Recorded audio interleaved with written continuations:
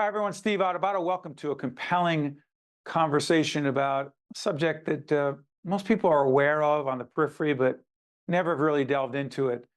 It is a story that's going to be told by our next guest. He's Jack Cashill, author of the book Untenable, the true story of white ethnic flight from America's cities. Jack, good to see you.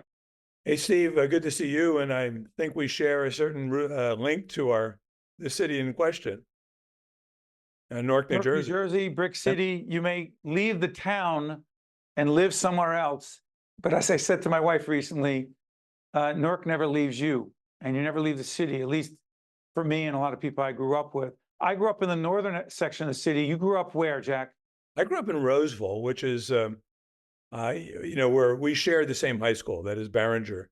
I went to Essex Catholic because by the time I was ready to go to high school, let's just say in the 70s, Barringer was a place that my sister went to. I happened to go to Catholic school for the rigor and discipline. And that's a whole nother story, but maybe it's not. It's the same basic neighborhood, though. In other words, that is our neighborhood school, yours and mine. My brother went to Essex Catholic, but I didn't. I went to Regis High School in New York City. So the word untenable comes from a conversation you had with an old friend from the neighborhood. Describe it real quick. Sure. He was the holdout Democrat of all my friends, right? And so that gives him, he's arguing against interest. He was the last of us to leave the neighborhood, living there with his widowed mother. I said, Artie, finally did you leave? And he said, well, Jack, it became untenable. I said, what do you mean by untenable? He goes, well, when your mother gets mugged for the second time, that's untenable. When your home gets invaded for the second time, that's untenable. He gave me the title for the book. So let's talk about this. Newark. And Newark, and Jack's writing, which I find compelling and interesting on so many levels, it's not just Newark. It's the Bronx, it's Boston, it's Philadelphia, it's so many cities across the country, but Newark is still Newark. Newark in the 1950s and 60s, what policies do you argue, Jack, on the national level, federal policies, as well as on the local level, pushed quote unquote white ethnics, many of whom I grew up with, even though my family stayed in Newark, still in Newark, as you well know, my mom's still there on Clifton Avenue in Newark. Why did so many white ethnics leave the city? And why are you saying the government forced a lot of that? Well, the most wide-ranging government policy, which took a long time to evolve, was basically the subsidization of fatherlessness, then made fatherlessness attractive. That is I would say the macro reason that Newark and all these other cities collapsed. The micro reasons were, some of them were unique to Newark, and I know this is close to home for you, but when the city leveled Little Italy to build these monstrous housing projects with the full-throated support of a lot of the Italian leaders, which was really kind of strange. And in my case, the building of I-280 right through the heart of our neighborhood, that took our houses. It seemed like they were utterly, at that time, and I read the reports, the planning reports, utterly indifferent to the lives they were displacing and the neighborhoods they were ruining. Let's put this in perspective, Jack. First, let's talk about what you're calling Little Italy, which is the community that my family grew up in around St. Lucy's Church. Right. Still go back to the annual Feast of St. Gerard, never missed it. Our kids go every year with us.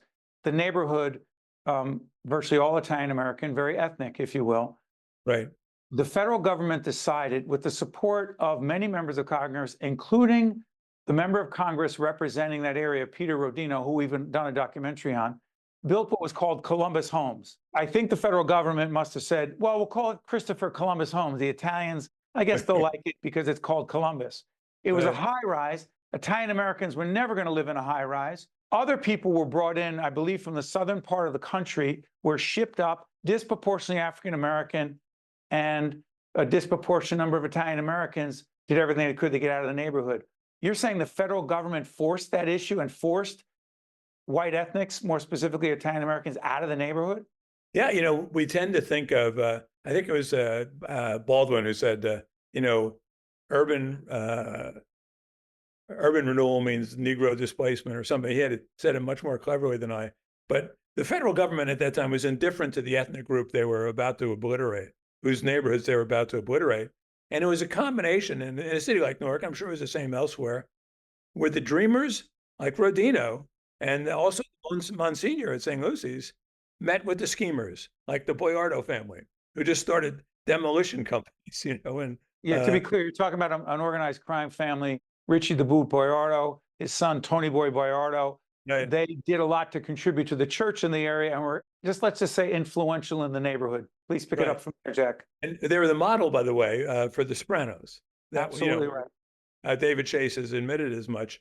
But so they're working hand in glove with the corrupt politicians like future Mayor Anisio as a congressman then, and then you have people who like Rodino who actually believed that this would be a good thing. And initially, I found this one self-published book by a young black guy who his family was one of the first in. They thought it was heaven, right? I mean, they had new appliances. They had, the place was spotless, meticulously maintained and clean. And at that time, when it opened, it was probably half Italian. The people didn't want to be there because they'd much rather be back in their neighborhood sitting on their stoops. You don't have stoops in high rises. You don't have that sense of neighborhood community and clusters where you have shops. And, my neighborhood was like that also, lined with shops. You knew all the shopkeepers. Most of them were mom and pops. They were unique to the neighborhood. That was all raised. Like, in retrospect, reading about the destruction of Little Italy is mind blowing. As time went on, Columbus Homes became an eyesore. No one wanted to live there. If they lived there, it's because they couldn't afford to be anywhere else. Our production team is going to show the imploding of Columbus Homes. It was literally exploded by the government. They came in and said, let's raise this whole thing. But Jack, also 280, I'm not going to go into too much detail. 280, Route 80, 280 goes right up through the Roseville section. Got to remember, eminent domain. The government came in and said, we're getting rid of your houses. We'll give you a few bucks for your house. Get out of the way. We're building a highway. We're building a high rise. You're saying the government did that, but how much did racism and resentment on the part of many white ethnics have to do with the flight from the cities? Because many white ethnics did not want to live with folks who were not Irish, Italian, Jewish, Irish American, Italian American, Jewish American, Polish. They did not want to live with African Americans. And then later on, Hispanics. How much did race have to do with it and race relations? The city, again, the rebellion, the riots, 1967, look it up. It all blew up then. Yeah, I would say it's an interesting question, Steve. And it varied with every ethnic group. So, for instance, Jews were the most liberal, most welcoming, and they were the first ones to leave. Italians were the least welcoming, and they were the last ones to leave. They were the ones who hung on most tenaciously. For the Irish and the Italians, Catholic schools made a huge difference in rooting us into our neighborhoods. We did not want to leave. When I went back and interviewed the people I grew up with in the 60s, they used the term idyllic to describe our humble working class neighborhood. I would say in our neighborhood, it was about 90% renter. So we weren't being blockbusted. We didn't have homes to sell. In Weequahic, though, the Jewish neighborhood, heavily Jewish neighborhood, very prominent. I mean, 20 household names came out of that high school, Weequahic High. They had more homeowners, but they were also fully dependent on public education. And they also had very high standards for their children. So once those schools began to erode, even a little bit, it became more than they could tolerate or wanted to tolerate. I would say racism had relatively little to do with the unpeopling of our cities. Let me try this, Jack. Trump is mentioned in the book, tiny bit, not a book about Trump at all. But this is the way I interpret it. Yeah. And I've said this in many interviews.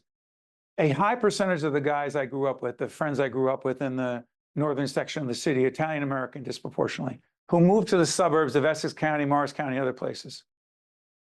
They are disproportionately big Trump supporters, MAGA folks. Is that an accident? No, it's not. And I'm sort of a test case of that. I was there when this was all happening. Steve, I was 19 in 1967 for the riots. We moved to a housing project in Bradley Courts in Newark after they bought our home. They took our home. We were one of the few homeowners. We just had a raggedy, house in the middle of the, working class neighborhood. Same for us. We were on Highland Avenue, a very raggedy house, but go ahead. Yeah. And by the time I could see what was happening, I could see how the media were treating us. They were treating us as the villains in this story. So You mean my whites? neighborhood was 99% Democrat for Kennedy in 1960, right? I Well, mean, hold on. You're saying the you know, media look was at portraying Irish American, Italian Americans as evil? What? as the As villains in this saga. And the villains of this saga, they were the ones who were the racist in Newark who were causing black people problems. And we looked at the portrayal of ourselves, and they gave us as our role model Archie Bunker, right? It out was of insulting. Queens, same thing. But hold on, Jack. Some of that was real. In the riot or slash rebellion of 1967, it was in many ways the cab driver, if you will, John Smith. You can read about it. The reality is we had a corrupt police department headed up by Dominic Spina, Italian American, appointed by a corrupt, mobbed up mayor. Adonisio was his name. Are you saying that blacks were not mistreated by Italian Americans, Irish Americans, and others who control the city government? I would say that as you read my book, is that I sure Spina did. was and partly responsible for my father's death, suicide. He was a Newark cop. I mean, I knew these people, Steve. I grew up with these people. I'm sorry for your loss, Jack, in that I way. knew what their ethos was. I knew, were they disproportionately harsh towards African Americans? I don't know. Here's the problem: they had many more confrontations. You know, you have these confrontations with resisting arrest. Blacks were committing a disproportionate amount of crime, and that is ascended as the families began to break up. So every day, 2% of the arrests in America on a given day, someone resists. Anytime anyone resists an arrest, it's going to look bad. The John Smith case was classic of that, and the rumor was that he was killed, and then the riots started. But Jack, you'd be denying. I appreciate the anecdotal evidence you're bringing, but at the same time, the federal government came in years later to document and take over the police department because of the institutional racism that existed, and that blacks were being disproportionately treated by police. I'm not saying it's black and white, literally, it's clear cut, but to say there was no racism in the city of Newark toward blacks by Italian Americans and Irish Americans when they were in control, really? I'm not saying there's no racism. I'm saying that racism is not what destroyed our neighborhoods. Okay. It's not what drove people out of our neighborhoods. Then let me ask you this. Go back to the Trump question. And team, I know you're telling me to get out of the interview because there's a time issue, but I want to stay on this. But stay in it. I'm not going to leave it. And here's why. Yeah.